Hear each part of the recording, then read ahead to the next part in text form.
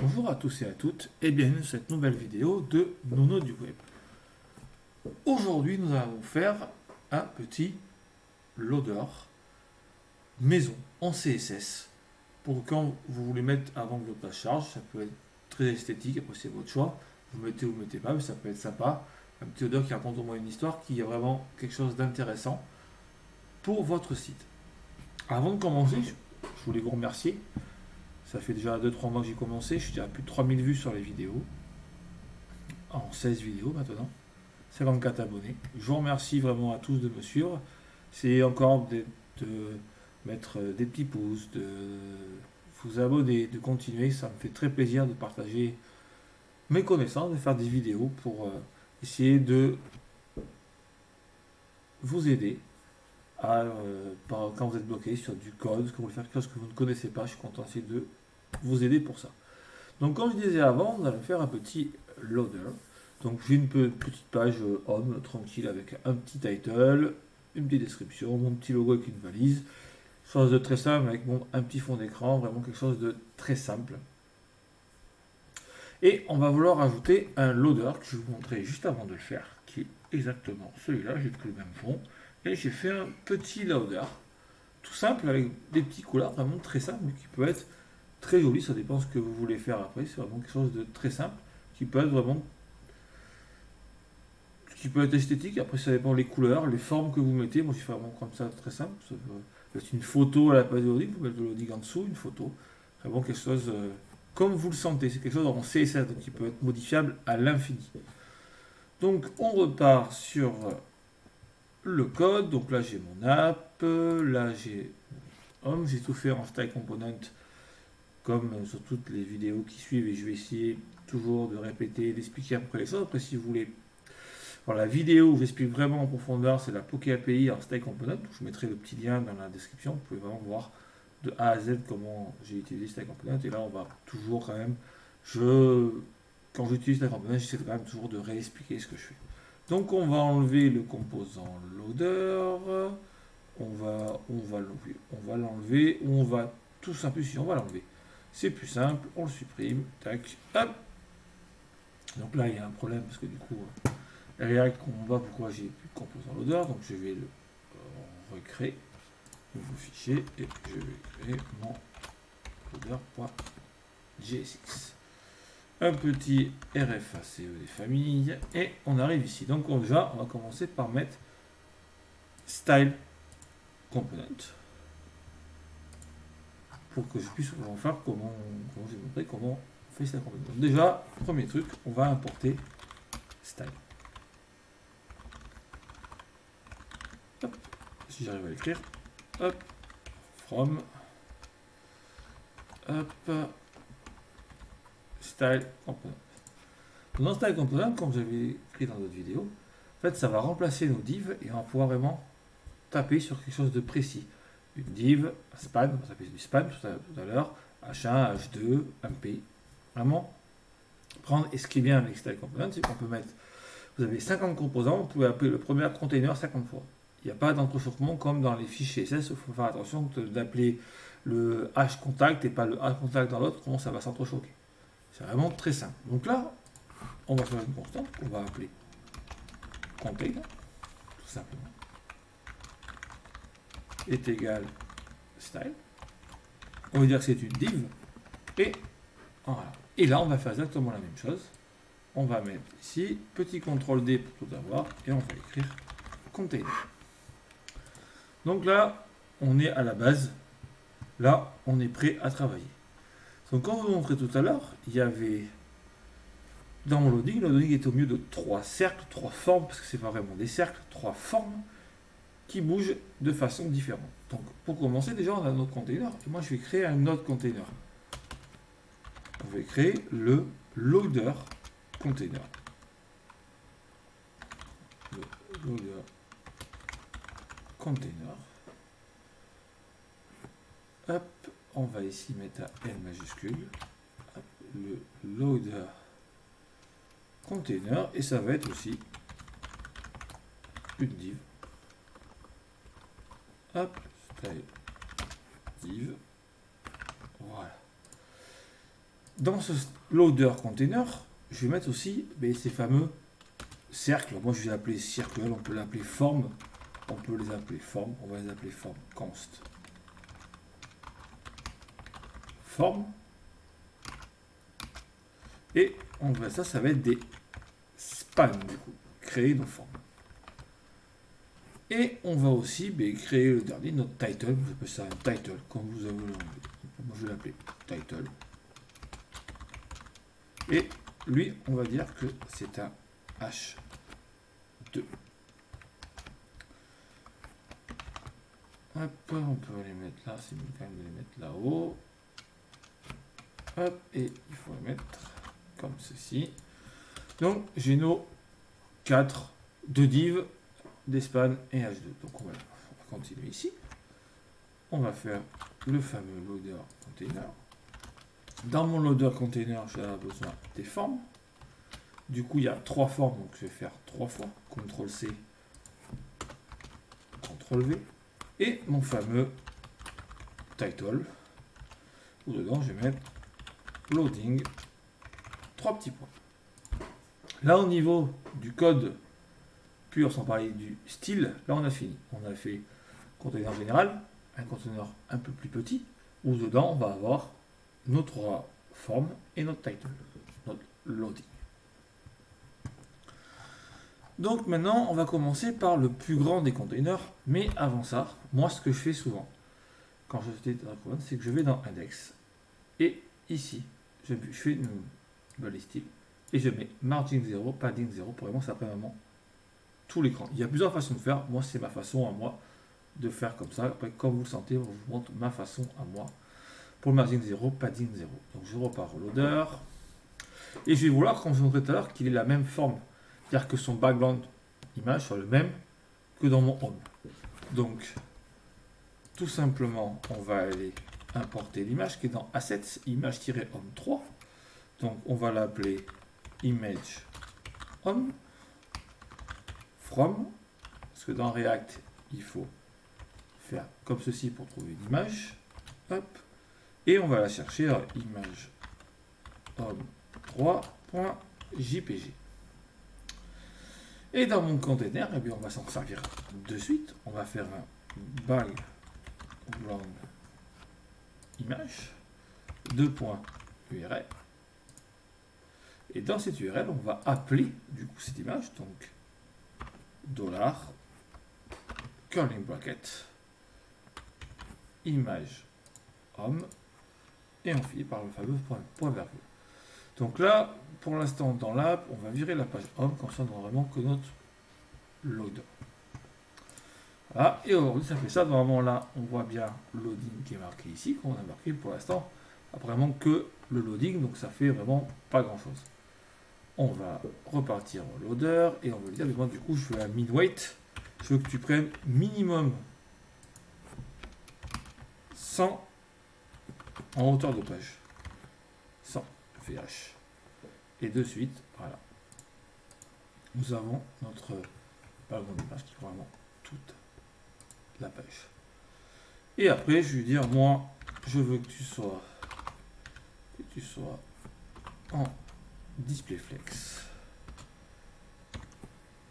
en justifying content center et en align item center pour vraiment l'avoir au centre de la page complètement. Donc là, on a fait notre container général. Maintenant, on va passer sur le container un peu plus petit, là où il va y avoir nos formes et notre title.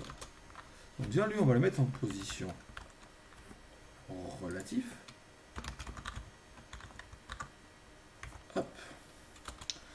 Après, on va mettre un with et un 8. Alors pour l'instant, je vais mettre les valeurs que moi, j'ai mis au début. Et après, je vais vous montrer pourquoi. En fait, là, on est sur un container plus petit. Donc plus on met la valeur, mais plus on met de largeur et de hauteur à un container, plus les formes seront différentes et beaucoup plus grandes. Donc moi j'étais parti, ce que j'ai montré tout à l'heure, sur un width de 12,5 rem. Pareil, sur la hauteur de 12,5 rem. Je vous montrerai tout à l'heure quand on les aura fait, vraiment comment ça influe. Et après j'ai parti sur la même chose, un display flex, pour que tout soit vraiment centré. Voilà. Maintenant, qu'on a fait ça, maintenant on va s'intéresser au span. Au fameux span pour faire mes petits cercles. Les petites formes, parce que le cercle... Donc eux, je vais les mettre en position absolue.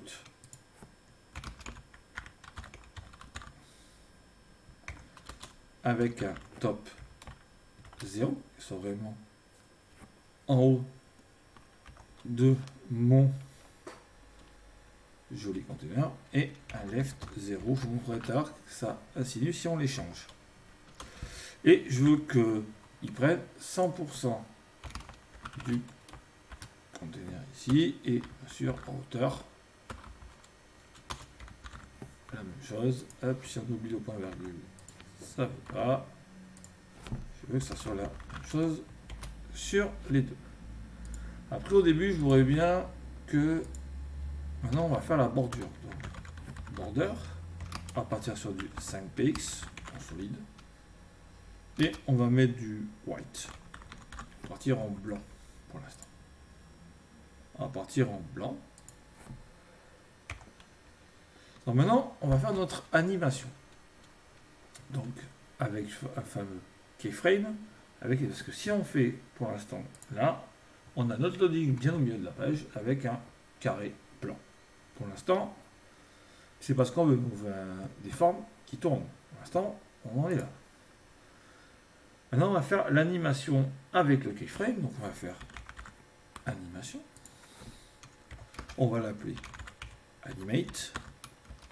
5 secondes. On va mettre un linéaire et un infini. Et bien, on va créer, tiens, en passant notre keyframe. Donc, notre keyframe à nous, on va faire un petit keyframe vraiment très simple. Hop, on va faire un keyframe. On va la... Oui, j'ai oublié que je ne l'appelle pas animate.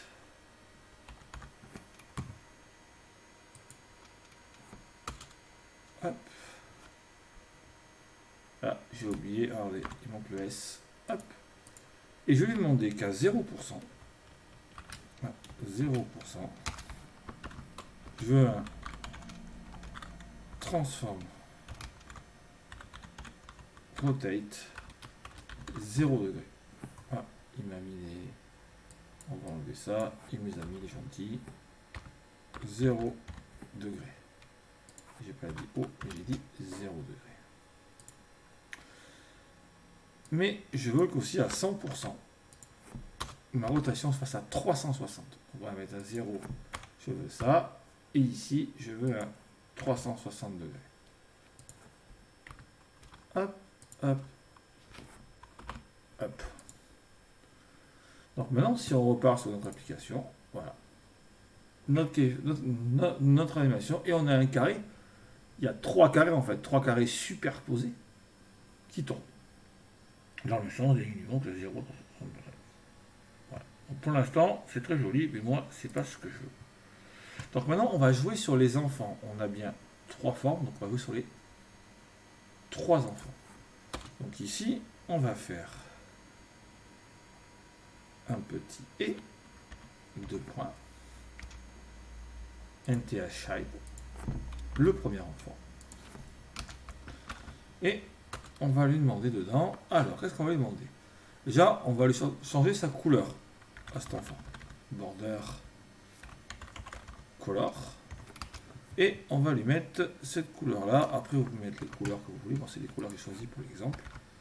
Hop, cette couleur ici. Et après, je vais voir changer. Je vais pas rester sur ça, je vais voir un border radius spécial. Et là, on va utiliser un petit site vraiment très cool. Fancy border radius générateur qui nous permet de créer des border radius à l'infini. Donc là, regardez, hop, on peut le tourner, on peut tout faire, et le code change, on a le code directement. On va commencer par celle-là. Hop, on fait copier le code, on arrive ici, hop, on fait CTRL-V. Et si on va ici, on voit bien que on a fait une forme, et ça tourne, voilà, et on a fait une forme différentes des petits carrés. Alors, on va continuer ça, on va faire un deuxième. On va passer sur le deuxième enfant. Là, bien sûr, on va encore lui changer sa couleur. Parce qu'on va pas les voir, ça va se voir. Ça va pas se voir sur la même couleur. Et on va essayer de lui faire une forme totalement différente. Celui-là, on va le mettre un peu plus vers là, un peu plus comme ça. Voilà. On fait pareil. On copie. J'aurais pu rester directement dessus. On va là. On copie. CTRL V. Et là, si on est là, si on repart ici, on voit bien qu'on a encore une autre forme, jaune du coup. Mais elle tourne dans le même sens. Moi, je ne veux pas qu'elle tourne dans le même sens. Donc, je me suis dit, et bien là, pour ça, on va faire une animation direction. Et on va dire, moi, je te aille à l'inverse de ce qu'on t'a demandé. Donc, si on fait ça, regardez, et bien ça va aller à l'inverse de ce que je lui ai demandé. Et il nous reste encore un dernier qui est tout à fait blanc. Donc, on va faire pareil, MTL Shade, mais là, sur le troisième enfant. On va encore changer sa petite couleur pour qu'il soit encore différent des autres. Voilà. Et on va encore aller changer avec le border radius. On va mettre un peu le petit peu d'amande. Tiens, on va faire une amande. Tiens. Celui-là, on ferait on pouvait changer. Enfin, on a bien prononcé. Voilà. Hop. On va aller là pour montrer après. Et là. Hop. CTRL V. Là, on a vraiment notre loading. Après, je veux dire, les formes et les couleurs, vous ferez vraiment comme vous voulez. Moi, j'ai fait exprès.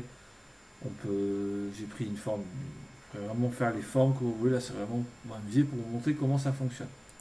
Et moi, je voudrais que lui, il n'aille pas comme ça. Je voudrais qu'il ait une durée différente pour pouvoir tourner encore différemment. On va faire animation direction. Et on va lui dire 2 et 5 secondes. Donc, du coup, le vert va tourner encore différemment des autres. Il n'a pas le même sens. Il va tourner vraiment différemment par rapport aux deux autres. Avec son autre sens, l'autre inverse et l'autre encore différemment. Après, les couleurs et les formes, vous voyez vraiment quand vous voulez, c'est pour faire le vraiment maison CSS, vraiment tout simplement et très propre. Donc voilà pour l'instant, mais au niveau des formes. Et maintenant, on va s'attaquer à la dernière chose, le fameux title qu'on n'a pas encore changé, qui ne clignote pas. C'est-à-dire, il est clignoté. Donc déjà, pour commencer, on va lui changer sa couleur et sa font de famille. Je vois une font de famille différemment. Donc c'est le consola, sans sérif. Pour vraiment qu'on ait voilà, une autre couleur et aussi une police vraiment différente. Après, je vois qu'il y a un fond de weight 500. Je trouve ça vraiment plus joli. Et après, on va faire vraiment notre animation que j'ai appelée clignote. On peut l'appeler vraiment comme vous avez envie. Moi, je l'ai appelée clignote. Je la veux 2 secondes. Je la veux en linéaire. Et pareil, je la veux infinite. Et là, c'est pareil. On refait un petit keyframe qui va être vraiment différent de tout à l'heure. Un petit keyframe clignote. C'est vraiment du CSS imbriqué en stack component. Après, j'avais montré sur l'autre vidéo, on peut faire les keyframes différemment. On fait une constante et après, on les fait venir dans le keyframe. Le keyframe, on le fait en haut et après, on fait venir aussi avec clignote. Je fais une const clignote égale keyframe. Je mets mon dedans et après, dedans, je me retrouve. C'est deux façons de faire différentes. Bon, ça, j'ai fait l'autre sur Pokémon là. Ça, je le fais vraiment différemment. Et là, on met 50%. Je veux que pendant 50% du temps, donc 2 secondes, ça veut dire une seconde, tu passes en opacity 0.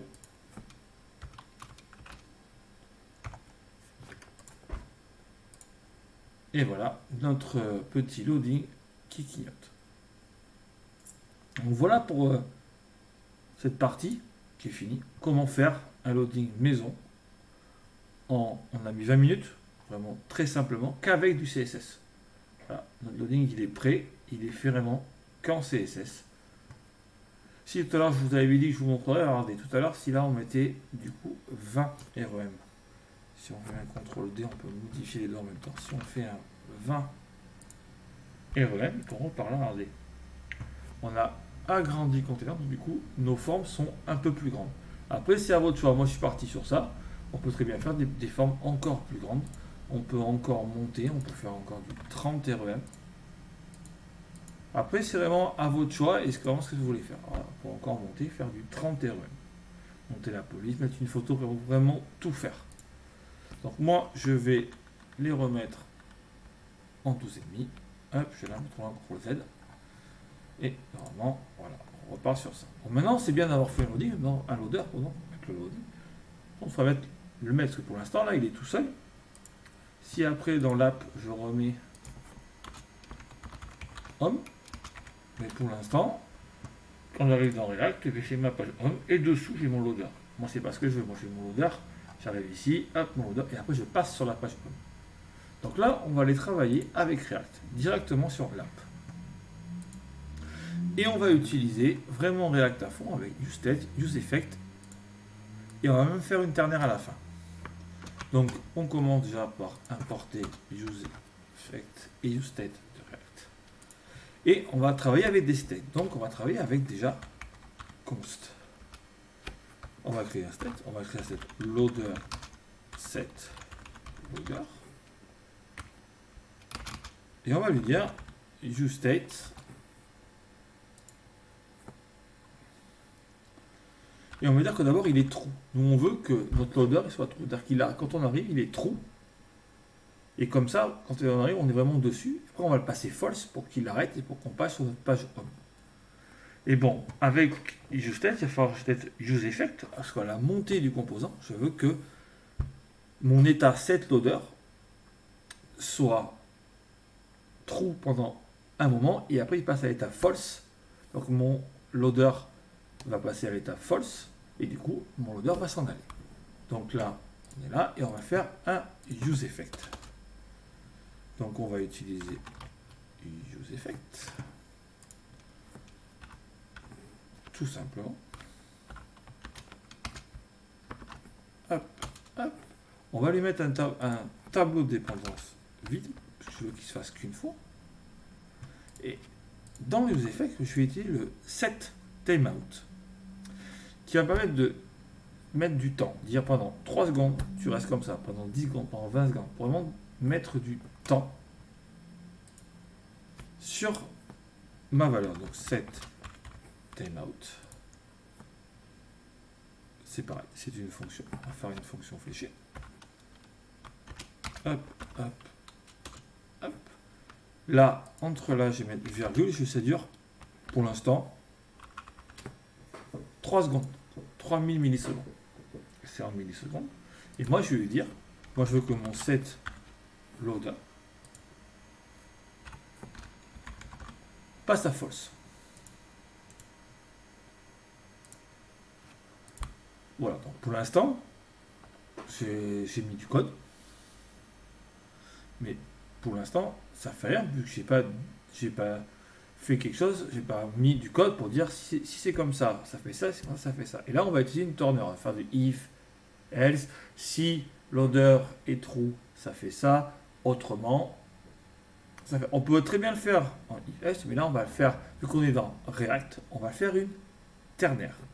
Donc là, au return, on va lui dire, on va prendre loader, point d'interrogation. Donc on va dire, si loader est true, qu'est-ce que tu veux faire? Mais si loader est true, moi je veux que tu mettes mon composant loader. Ok? Par contre, si mon composant, on va peut-être fermer la parenthèse. Hop.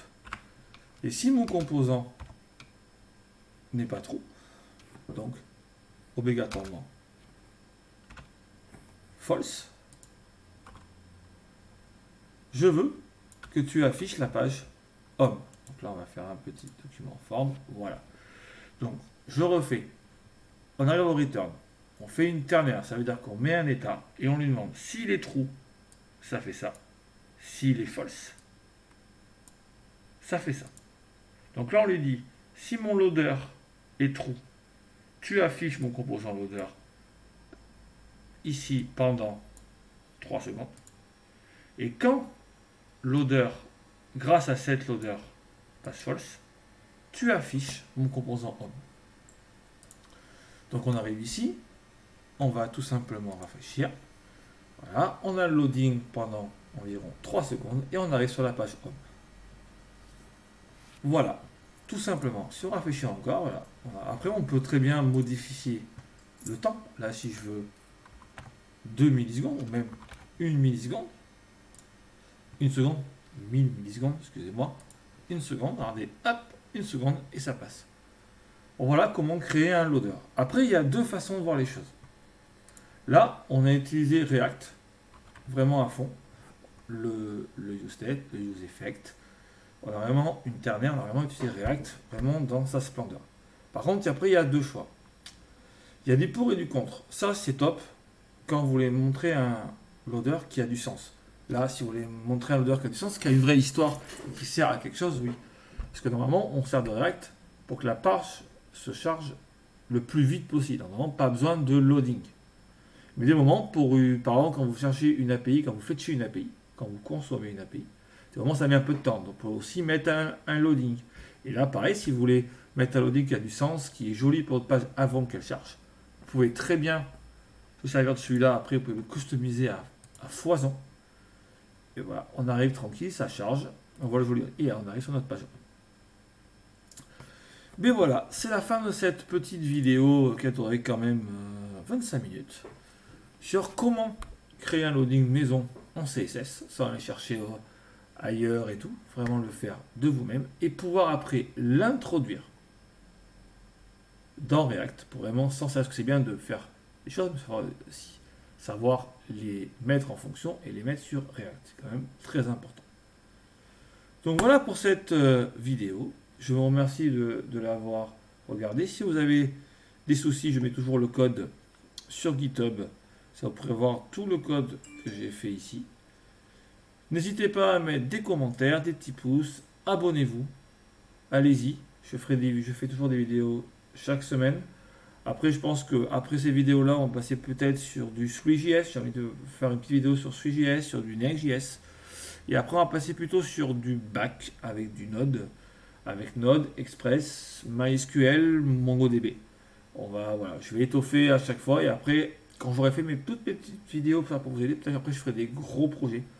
Peut-être un portfolio, peut-être un e-commerce. Après, ça, on verra ça dans le temps. Donc voilà, je vous remercie de votre attention et je vous souhaite une bonne journée et surtout, codez bien.